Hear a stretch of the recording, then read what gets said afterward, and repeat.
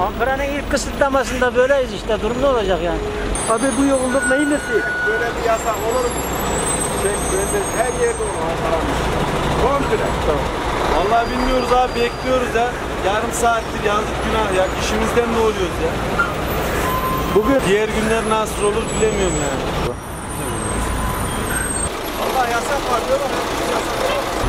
Vallahi yasak var, hala yoğun, bilmiyoruz ne yapacağız. Dün saat 8'i 20 geçe yola çıktım. 10.30'da Dikmen'e gittim ya buradan. Evet. 2 saat yol sürdü. vallahi bilemiyorum. Sitelere gidiyorum, ben döneceğim şuradan. Abi böyle olmaz.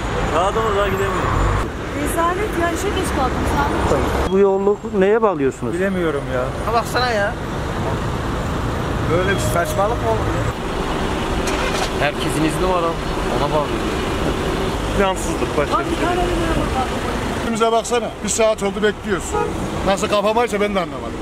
Vallahi öyle yani ne diyelim, olmaz ki öyle. Ama ben geç kaldım işte. Abi ne saçmalık ya. Bir tane ekip geçiyor, 4 tane polis yanında bekliyor. Gişeler gibi 4 tane açış yapsalar rahatlıkla geçer bak. 55 dakika olmuş, daha Sabancı'dan terminale gelemedik diye. Abi böyle sıkışık trafikte böyle olmaz ki. Herkes izinli. Bu nasıl bir 17 günlük kapama? Yani herkes izinli olursa nasıl kapamadan biz faydalanacağız ki? Bu trafiğin halini siz görüyorsunuz. İyi günler. Bağışla beni çek baba la. Gözümü seveyim beni şöyle çek. Çekeceğim. Bir şey söylemek ister misiniz abi? Sağlık olsun, ne diyelim? Bir saattir buradayım, bir saattir lan. Allah aşkına bir saattir buradayım baba, beni iyi çek ha, gözümü seveyim. Bu yoğunlukla ilgili söylemek istediğim şey, tek bir şeride değil de en azından 4 şeride, 3 şeride bölüp insanları mağdur etmeseler bari. Valla yoğunlukta şikayetçi değiliz yani. En güzelini yapıyorlar bence.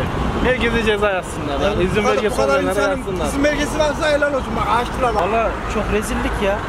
Böyle tam kapanma mı olur ya? Ama benim de bir sürü izin kağıdım her şeyim verdiğim ülkelerine çektiğimiz rezilliğe bak. Saat öğlen olmuş, daha arkayı tahmin edemiyoruz. Önü görüyorsunuz işte.